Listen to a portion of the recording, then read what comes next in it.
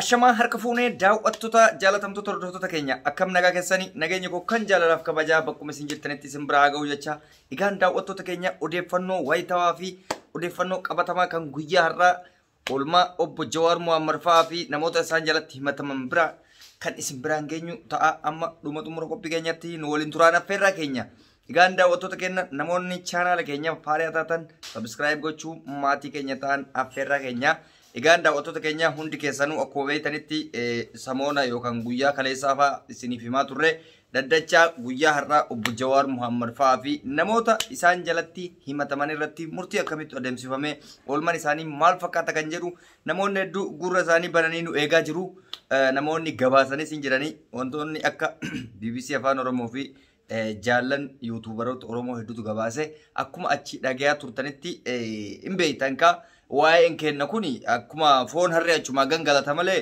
achi gara fuulduraatti hin tarkaanfatu gara duubatti hin kufu beekamaadha. Anamma akka dhuunfaa kiyyaatti maal akka isaan hin jedhan akkam akka isaan ta'an osoo isaan mana murtiitti hin dhiyaatin dura beeka. Maaliif har'as borus ji'a 7 geenyaa jirra ji'a 6 baay'isawee yoo xiqqaate wanti murtiin irratti dabarfamu yookaan haalli isaaniif qaxaroon kennamu isuma wal fakkaatadha.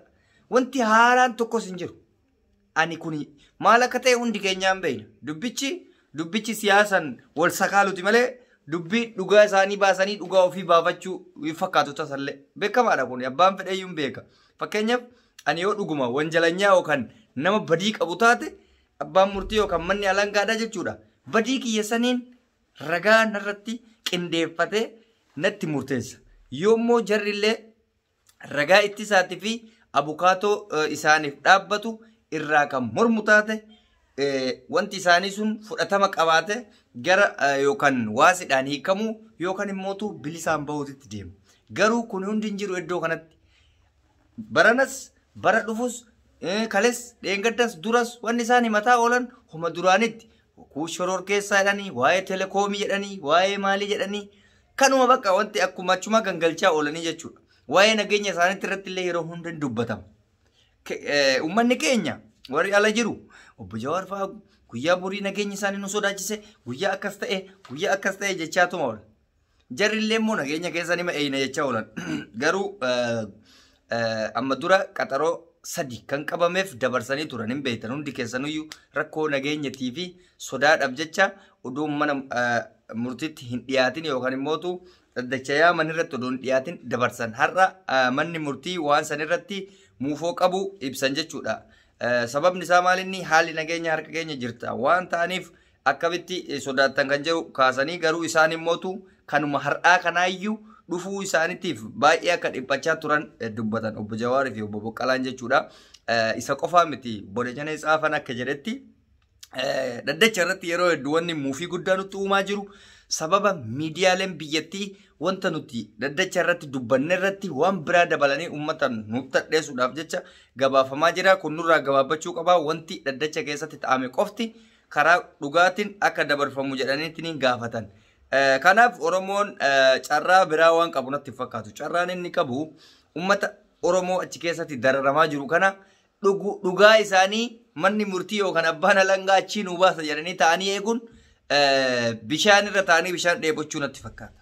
Dhugaa dubbachuudhaaf jechuudha. Kuni tapha geemii gartanii geemiin hin dhumatu yoo har'aas hin dhumate sanumatu haaraa dhufa.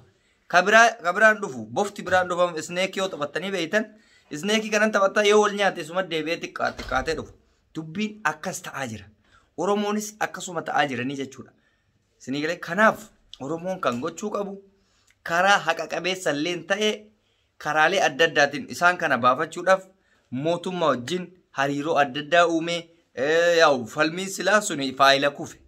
Kararratti baanee hiriirraa maaliin sun faayila kufedha.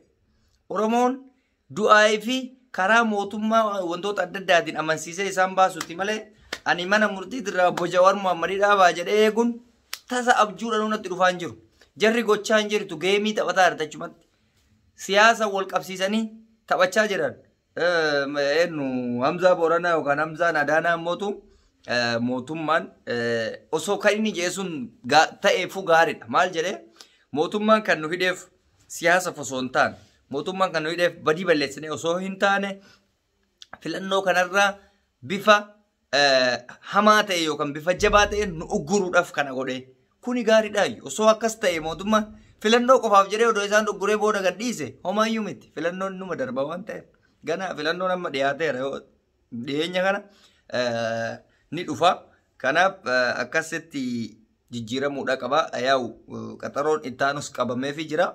Qaxaroon inuma qabama garuu waan haaraa wanti Oromoon dhagayaa jirtu tokkochi hin jiru jechuudha. Kanaaf Oromoon du'aayii qofa gadhaafi inni immootu wanni aarsu tokko maalinni guyyaa kaleessa miidiyaaleen hedduu haasa'aa ture waa'ee nageenya irratti.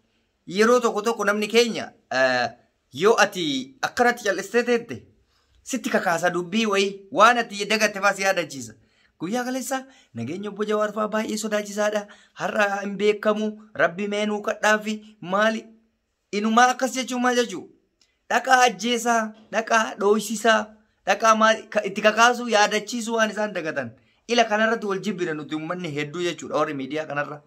Walola hafarsu argitee bakka diinummaa walirratti kakaasu. Ani waan akkanaa kanan jibba dhugaa isinii hima rabbi naa nyaatu. Maali waa'ee nageenya isaanii akkamitti onnoo jetta? Akkamitti ati achi hin jirtu akkamitti beektaa lolli ka'uu hedduu?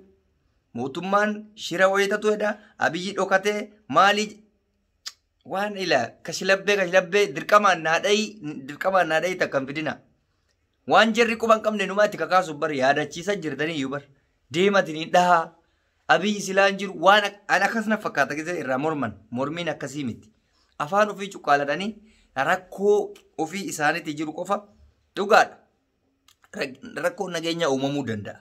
Garuu nuti ala ta'eennetii miti rakkoo nageenyaa kan dheessisuu fi dandeenyu.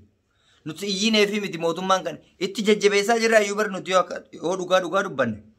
Mootummaan nama faallaa isaa deemuun argaa jirta waan inni godhu. Faallaa isaa deemnee ittiin jabeessinu afaan keenya qabannee haqa isaaniitti irratti qofaa dubbannu. Waa'ee ajjeesuu edhaa, waa'ee maalii jechuu edhaa, abiyyi hin jiru gaafa abiyyi hin jirre rakkoo wayiitu uumamaa. Isatu akkas hin jedhe abiyyiitu amma dura gaafa ani hin jirre rakkoo uumama jedhee sitti mate. Dogongora akkanaa kana faallaa akkanaa kana uummata keenya nurraa hin ficcisiisina. Akkasumas immoo hayyoota mana hidhaa jiru hidhaa itti nurraa hin jabeessisina. Wanni isaan asiin itti laafan asiin itti jabeessitan. Obbo Jawaar mana hidhaa keessa akkana jedhee jira. Viidiyoo isaanii ol guurtanii viidiyoo inni duraan qeeqa mootummaa hojii godhe fa'a mootummaan kun akka garaatti jabaatu gootan qabsoon keenya akkatti lafa dhahe. Isinii galee warri Jawaar fa'aa mana hidhaa keessa tursiise diinotaa miti nuti mataa keenya dhugaa rabbii yoo dubbanne. Waa'ee isaan amma dura dubbatan emotion ta'anii fa'a namni siyaasa waan ta'eef haaran dubbata. Waan akkasii fa'aa dubbanne jajjabeessinee jechuudha. Kanaaf obbo Jawaar fa'aa rabbi isaan haa baasu garuu ammaaf nageenyi isaanii baay'ee gaariidha. Hundi isaaniitu karaa nagayaatiin dhaqanii karaa nagayaatiin mana hidhaatti deebi'anii jiranii yaa'u waa'ee isaaniitirraa immoo oolmaa isaanii bal'inaan masarat dhaabaan barreessa jettee waadaa nu galtee jirti. Inni barreessitii ni dhageeffanna kaa booda waan isin nu barreessitu gaan daawwattoota keenya dhaddachi har'aa oolee isa kana fakkaata rabbiin nagayaan isaan haa tursiisu. Anis qophii kiyya xumuree jira amma dhumaatti na hordofuu keessaniif galatoomaa isiniin jenna fayyaa nuu ta'a.